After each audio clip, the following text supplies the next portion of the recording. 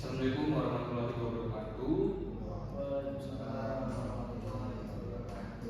Selamat pagi dan sejahtera untuk kita semua. Yang terhormat Bapak dosen pembimbing dan dosen penguji. Puji syukur saya panjatkan kepada Tuhan Yang Maha Esa karena atas karunia saya dapat menulis benar proposal pada pagi hari ini. Perkenalkan, nama saya Arif Nurmana, NPM 278 dari program studi teknologi rekayasa internet Politeknik Negeri Lampung.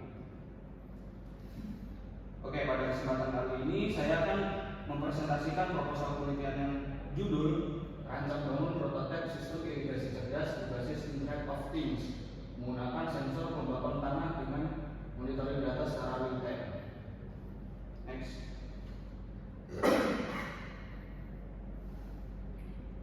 Nah, di sini masuk ke latar belakang. Masalah utama itu penyiraman bumi selalu berbasis kondisi tanah aktual. Mengapa topik ini penting? Jadi ketersediaan air yang sesuai itu sangat penting bagi pertumbuhan tanaman. Namun penyiraman manual umumnya masih dilakukan berdasarkan jadwal tetap atau perkiraan pengguna.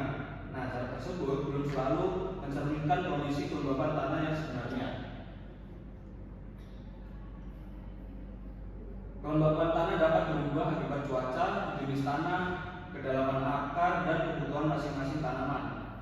Apabila penyiraman terlalu sedikit, tanaman dapat mengalami kekurangan air. Sebaliknya, penyiraman berlebihan dapat menyebabkan pemborosan air dan mengganggu kondisi akar. Nah, Internet of Things ini memungkinkan sensor ESP32, pompa, jaringan komunikasi, dan dashboard bekerja sebagai suatu sistem untuk membaca kondisi tanah. ESP32 memproses data, pompa bekerja berdasarkan keputusan sistem. Kemudian data dikirim agar dapat dipantau terlebih dahulu. Penelitian terdahulu menunjukkan adanya potensi penghematan air dan meningkatkan efisiensi. Namun hasilnya itu tetap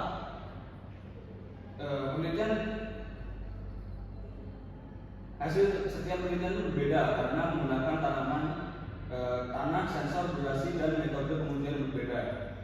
Next.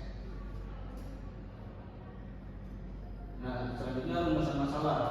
Yang pertama itu masalah pertama membahas bagaimana menyusun rancangan konseptual prototipe sistem irigasi cerdas berbasis IoT. Nah, pertanyaan ini berkaitan dengan hubungan antara sensor, ESP32, pengendali daya, pompa, jaringan, dan dashboard. Rumusan kedua membahas komponen perangkat keras dan perangkat lunak yang paling relevan berdasarkan penelitian terdahulu.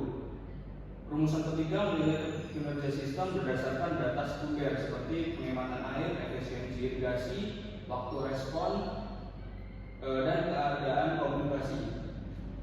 Rumusan keempat yaitu apa keterbatasan dan rekomendasi sebelum rancangan diimplementasikan secara fisik. Nah, jadi rumusan keempat itu membahas keterbatasan serta rekomendasi ya. Jadi pertanyaan ini penting karena angka kinerja dari penelitian terdahulu tidak dapat langsung dianggap berlaku pada semua kondisi. Next. Dari sini masuk ke tujuan manfaat dan batasan.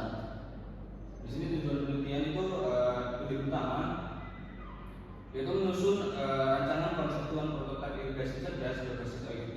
Tujuannya adalah mengidentifikasi komponen utama beserta fungsinya dan membandingkan kinerja yang telah dilakukan oleh penelitian terdahulu. Secara teoritis, penelitian ini menyajikan sintetis hubungan antara sensor kelembapan tanah ESP32, pengendali daya, pompa, jaringan komunikasi, dan platform pemantauan dashboard. Secara praktis, rancangan ini dapat menjadi acuan awal bagi mahasiswa atau peneliti yang ingin melakukan perakitan, kalibrasi, serta pengujian lanjutan. Batas utama adalah penggunaan studi literatur. Penelitian ini belum melakukan perakitan, pemrograman, kalibrasi, atau pengujian alat. Data berasal dari 30 jurnal referensi dari periode 2021 sampai 2026. Rancangan juga itu difokuskan pada skala kecil sehingga tetap perlu divalidasi sebelum digunakan pada hal yang lebih luas. Next.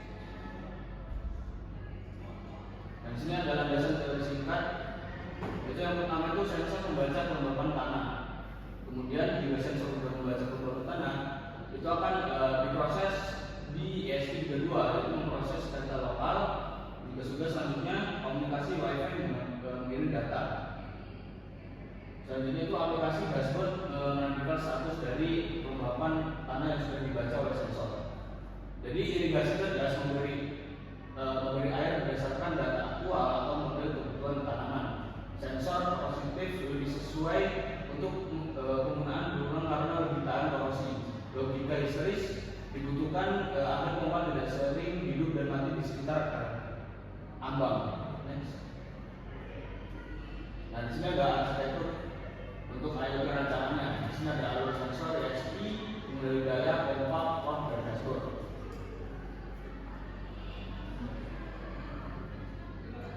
Jadi dari alur sistem itu dimulai dari sensor kelembapan tanah. Sensor itu mengirim nilai ke ESP32, kemudian ESP32 itu memvalidasi data dan membandingkannya dengan nilai ambang yang telah ditentukan melalui kalibrasi.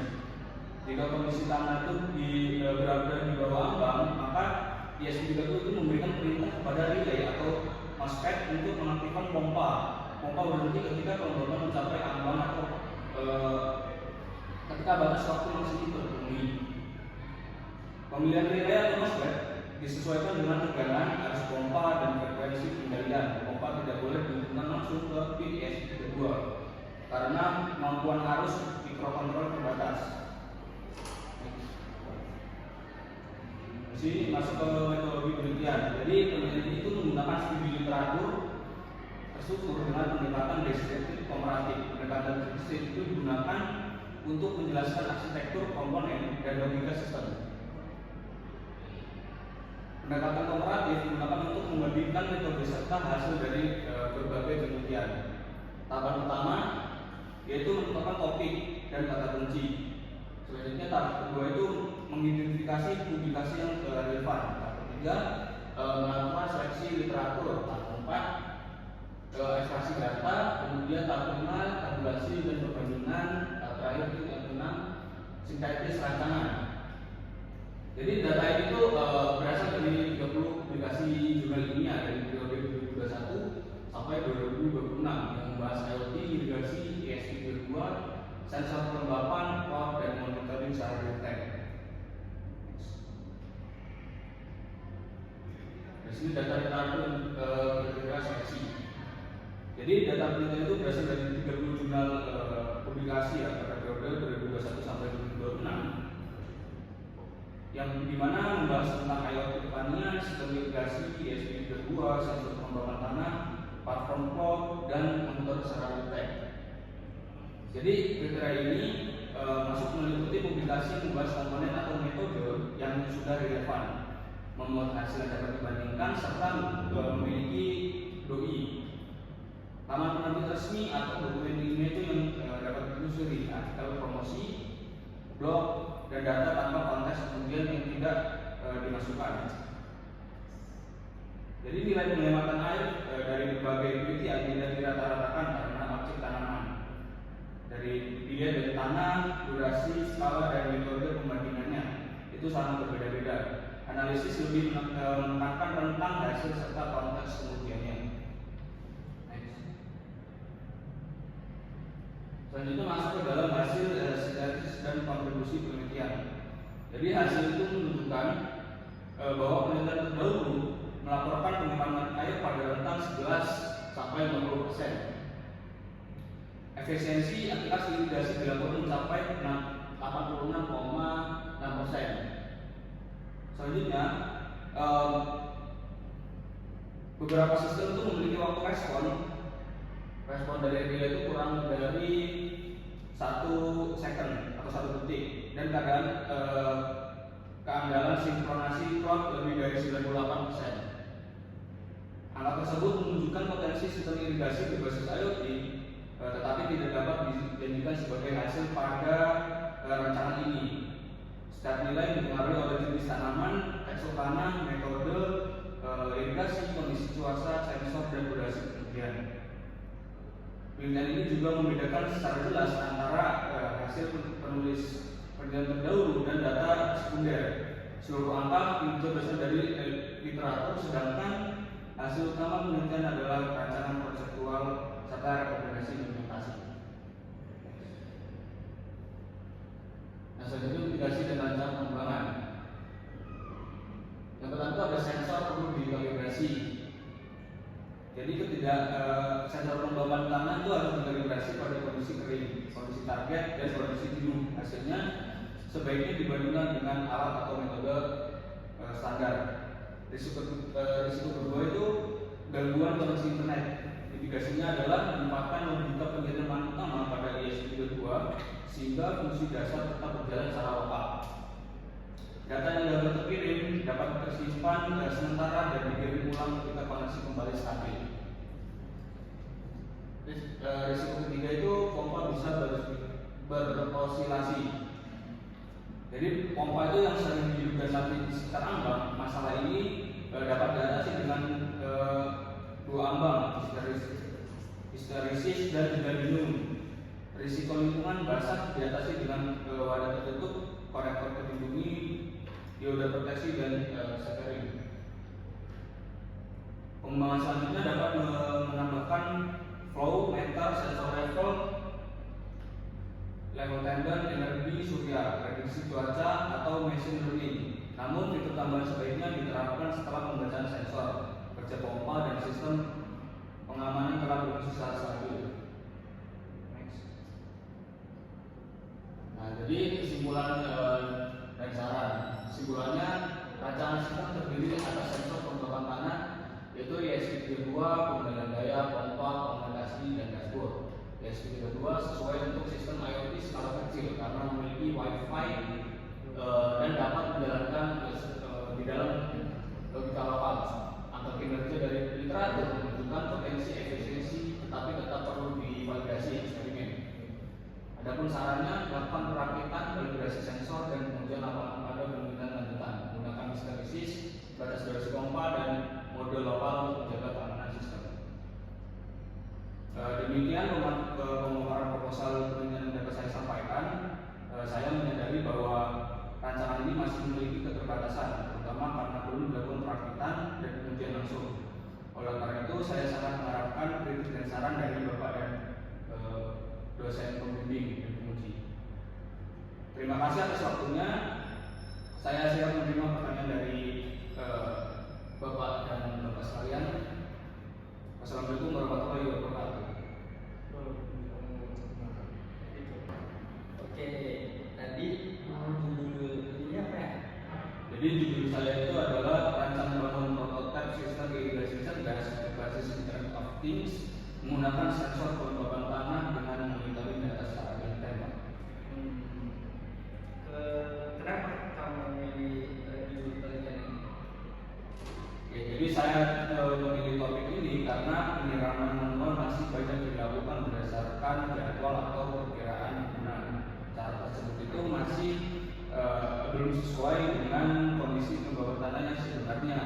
Jadi sistem itu dapat menggunakan data sensor sebagai dasar penyiraman sehingga penggunaan air berpotensi menjadi lebih terkontrol. Ini setuju, Pak. Baik, saya akan bertanya kepada saudara Ariel. Apa sih masalah utama yang ingin Anda selesaikan? Oke, baik. Jadi mungkin masalah utamanya itu penyiraman yang belum mempertimbangkan kondisi aktual di tanah, Pak. Jadi tanah itu mungkin masih basah, tetapi tetap disiram karena mengikuti jadwal. Nah, sebaliknya, tanah dapat menjadi kering sebelum jadwal penyiraman berikutnya. Rancangan ini menggunakan sensor pembawaan tanah agar keputusan penyiraman itu berdasarkan pada data.